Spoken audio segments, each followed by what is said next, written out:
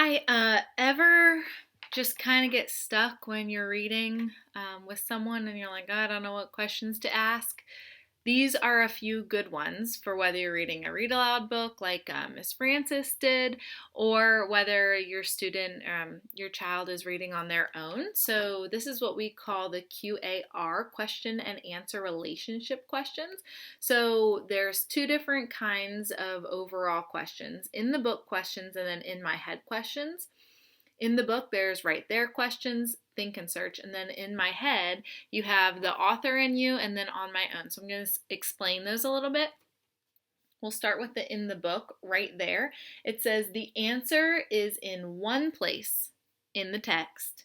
So you can reread to that spot. You can scan the text to figure out the answer. You can look for key words to figure out the answer. For example, if I was reading this book and I said, on Monday, Sam and Dave dug a hole. When should we stop digging? Asked Sam. We are on a mission. We won't stop digging until we find something spectacular.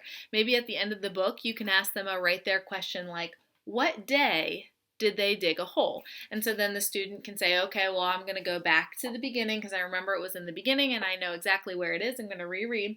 On Monday, Sam and Dave dug a hole. Oh, right there, they dug a hole on Monday. So that's an example of a right there question. That's in the book. Think and search. The answer is in several places in the text. Skim or reread, look for important information, or summarize. So if you're reading this book and you want to, this book is really cute. Basically, they just keep digging and digging and digging, and then they're like, oh, we're not finding anything, so then they have to turn somewhere, and as they turn, they're missing some really cool things. And so a think and search question might be related to what they keep missing. What are some things that they keep missing? So then they have to think about it, they have to search for it. This might be that type of summary question, some things that are throughout the book. But it uses a little bit more brain power because you're summing up things for those kinds of questions. And then in my head, we have author and you. The answer is not in the text. So this is all in your brain. Think about what you know and what is in the text, and how do they fit together. Think about what you already know and what the author says. Reread, predict. So maybe at the end of a story like this, you can say, well, if you were to write a second story, a sequel, what would you write about and why? Why would you make it that? Because they would have to use things from the book to create the sequel. So another thing, an author and you, think about what you know and what is in the text and how do they fit together. So for this one, Sam and Dave dig a hole, maybe you could ask things like, why do you think the author had them keep missing things?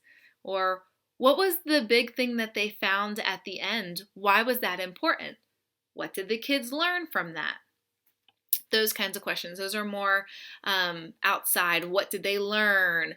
How? Why? Those kinds of things are what the author and you questions is in my head. And then on my own, the answer is not in the text again, but you're using the text.